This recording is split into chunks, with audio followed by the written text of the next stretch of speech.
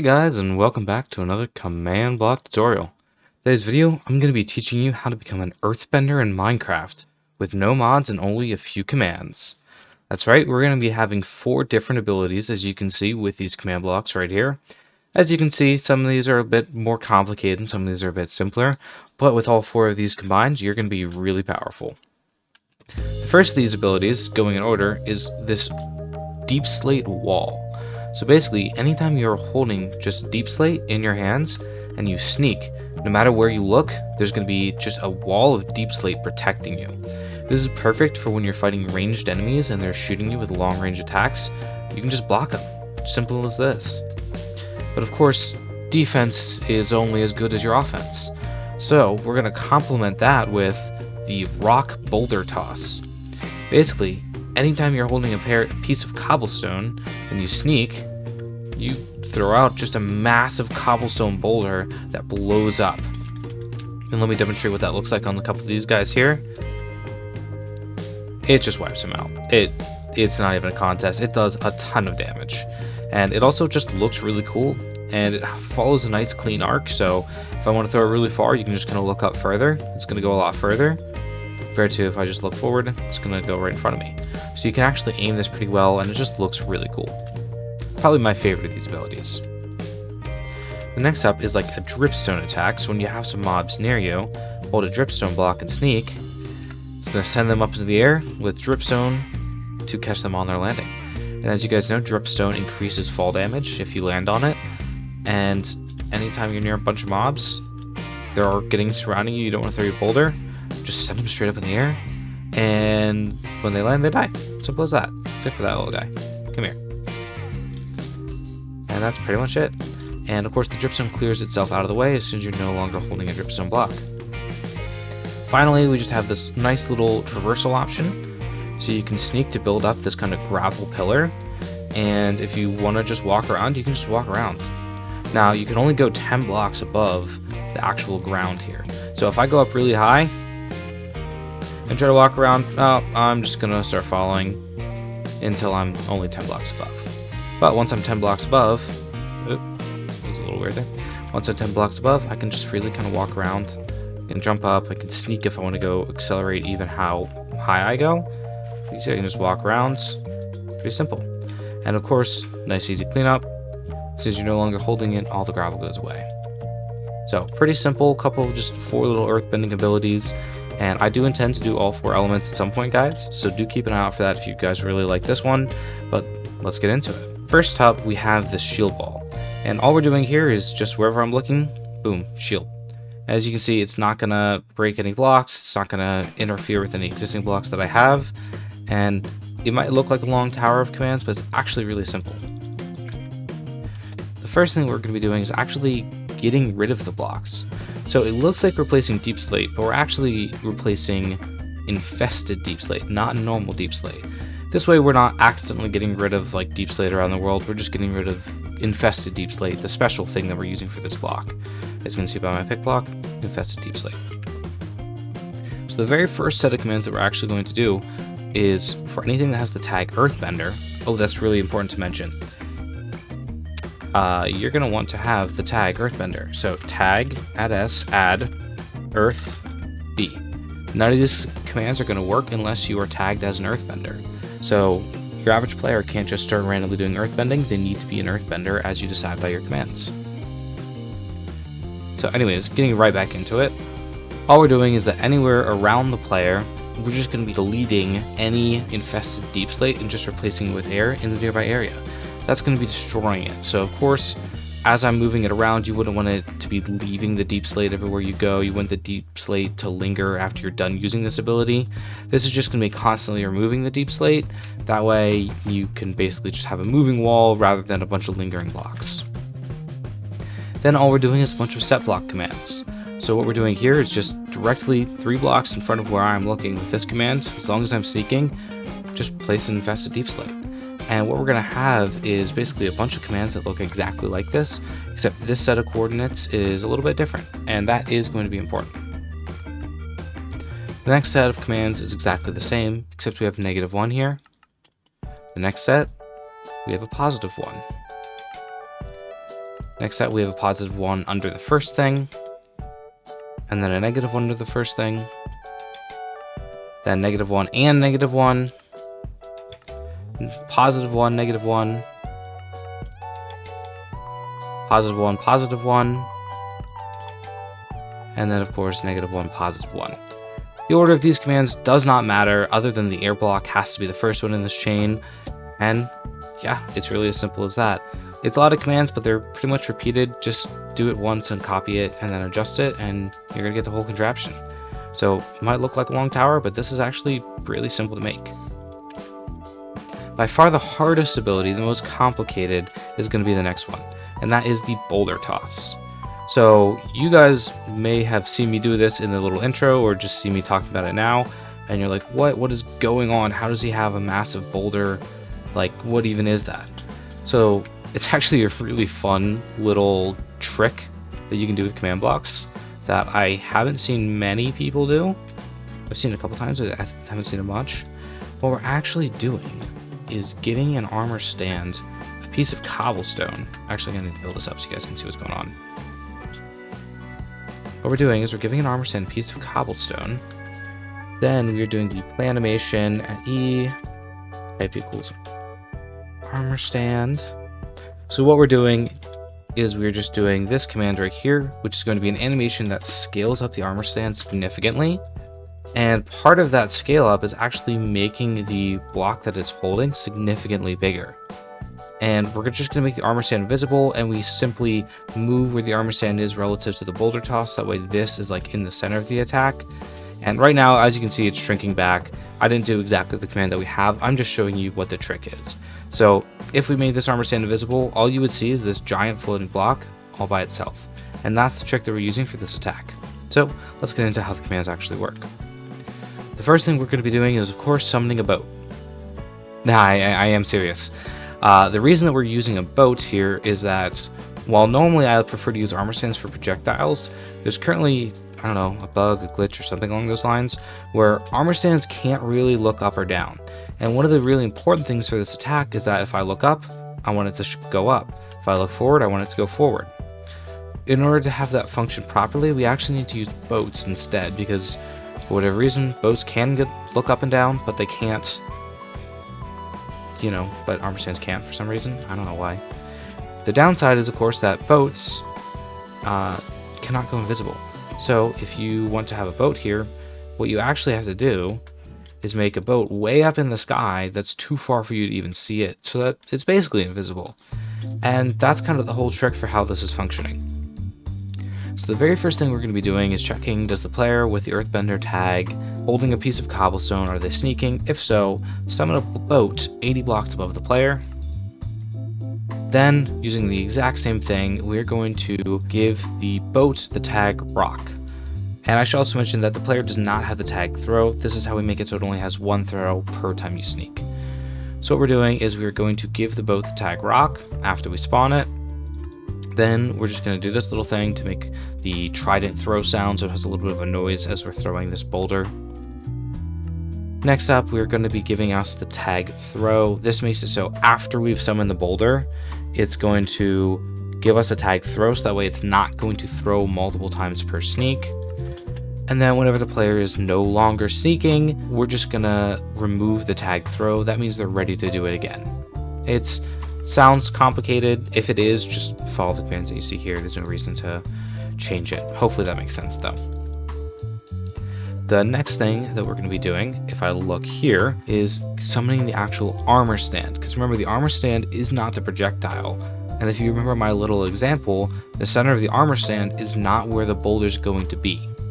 But what we're doing is that whenever the boat has the tag rock, but it does not have the tag viz, which is short for visual, it's going to summon the armor stand rock viz, so the rock visual basically. This tag here just means that the armor stand hasn't been summoned. Once the armor stand has been summoned, we're going to give it the tag, so that way it doesn't summon multiple armor stands. And this is the command right here. So basically once it's been summoned, give it the tag viz so it doesn't summon multiple armor stands. Next up, we're going to give the rock viz, which is the armor stand, invisibility. Then we're going to put cobblestone in the main hand of the armor stand. Then we're going to do the TP relative. So this is some of the kind of fancier stuff where we have to make sure the armor stand is exactly the right position. Do copy this one exactly how you see it, or else the armor stand is not going to be in the right position. I did the work to make sure it's in the right spot, so just follow what you see here. But basically we're checking at the rock, which is the boat. We're going to go down 78 blocks. We're going to teleport the rock fizz. Just these coordinates right here, just copy them, please. That'll just make sure it's in the right position to show you where the boulder actually is. Next up, we're just going to be checking at the rock fizz. If there is no rock, so at the armor stand, if there's no boats within 100 blocks, it's going to kill itself. This way you don't have lingering boulders where they shouldn't be. And then this is just going to, on a conditional, kill anything named cobblestone, because the armor stand will drop the cobblestone on it. We don't necessarily want it to do that, so we're just killing the cobblestone item. Finally, we're going to be doing the actual animation. So play animation at E, name equals rockfizz animation.ghast.scale, like I showed before. This makes the armor stand giant, and anything it holds significantly larger. And also, if you guys are a little bit more experienced with commands, you want to do something with like block entities sort of, feel free to use this trick in any of your own creations. I believe I saw it from, don't remember who, but like, yeah, use this on your own, guys. Like, make the best of it, because it looks really cool no matter what it is you guys are actually doing with it. Next up, we're going to be doing the actual physics for the projectile, making it move, making it explode. So what we're doing here is that as long as the block itself is in air, so as long as where the boulder is, so basically 80 blocks below the boulder, if there is air, it's going to teleport itself 0.7 blocks forward, facing 30 blocks forward and 1 block down. So this might be confusing, but what we're doing here is actually giving it gravity, because every time it teleports forward a little bit, it's going to be looking 30 blocks forward of where it's already looking, so basically straight forward, but 1 block down. So this is going to basically give it the gravity. And if you guys want to change the gravity, if you want it to fall slower, make this number larger. So we'll make it 50, and you guys will see that the range goes much further. See, without looking up, I threw it significantly further. You guys can see the gravity is much lower. And do that again, but I'll make it 10, and you'll see that the gravity is going to be much higher. So I barely threw that, even though I'm looking straight up, falls down immediately. I like it at 30, but that's how you guys can adjust it. So remember, if you want less gravity, make the number higher. If you want more gravity, make the number lower. Next up, we're just going to be teleporting it in place. This makes sure that nothing's funky happening with actual gravity. Just do this. Then we're going to be doing the actual explodey part, because that's always fun. What we're going to be checking is that at the boat, we're going to check 80 blocks down and say, is there an air block? If there's not an air block, so if the boulder is colliding with something that's not air, it's going to add the tag boom. And the boom tag is what's going to set off the rest of the explosion. Similar to that, in the next command, we're going to be checking, is there an entity colliding with the rock? So what we really want to do here, checking once again below the boat, if there's an entity dx equals 0, meaning it's colliding with the actual rock, and it's not the earthbender, just add the tag boom. So this means it's going to, if it hits a block, explode, or if it hits an entity, explode. And that's really important because you don't want to be going through entities. So I'll just show this here. As you can see, it didn't actually hit the block, it did hit the husk, and that's kind of what actually blew it up. Like, it's clearly going way over the blocks, but it's hitting the husk. That's really important to make sure it's actually hitting where you want it to hit. Then we're going to be doing the actual physics for the blowing up, the first of which, just do this little particle here. Next, do this play sound. Next, we're going to give a little bit of camera shake to any players within 30 blocks. This just makes the impact feel a little bit more real. Then we're going to be doing the actual damage. So this is just going to be centered at the center of the boulder. We have a radius of 8 blocks, which is a pretty large explosion. If you want the radius to be bigger, of course, make this number higher. You can make it 10, you can make it 100. I don't really care. It's up to you guys. It's your creation. If you want to make it so you have to be more precise, make it like 2 or 3, and you're only going to get a small explosion. I like it at 8 though. It's pretty powerful. It's pretty fun. Similar to that, the number here, 30, is the damage. change this. If you want to make it do more damage, make this number as high as you want. If you want to make it do less, make it as low as you want. That's entirely up to you guys. I like it at 30. It's going to kill husks in one shot. It's going to kill players in one shot, but it'll take a couple of hits on something bigger like a Ravager or an Iron Golem. Finally, after it's done going through all the explosion commands, it's just going to die. It's going to kill itself. But that is it for what I think of these commands is probably my favorite. I just think this looks so good, and it's such a fun tool and weapon to use. So hopefully you guys will enjoy this too. The last few commands that we have are both pretty simple. The first of which is this little spike attack. So what we're doing is we're checking for a player with the Earthbender tag. Oh, I was wrong. It's not the spike attack. It is the gravel attack. We're checking, do they have suspicious gravel in their hand, and are they not looking straight down? Because if you're looking straight down, it wouldn't make sense to go up. Once you start looking up a bit, you're going to get levitation, and you're going to be placing gravel. I also do recommend trying to stand in the center of a block whenever you're trying to raise up. It'll make it a bit easier. Okay, it won't work when you're flying. And I'm looking straight down.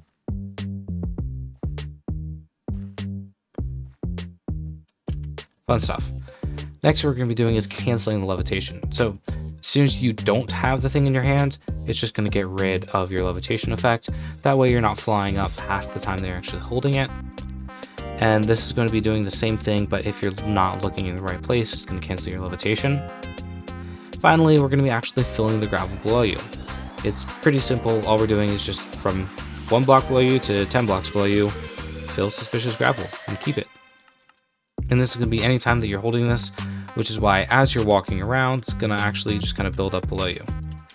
So right now my machine's a bit laggy, which is why I'm falling through blocks. Normally this wouldn't be happening as much.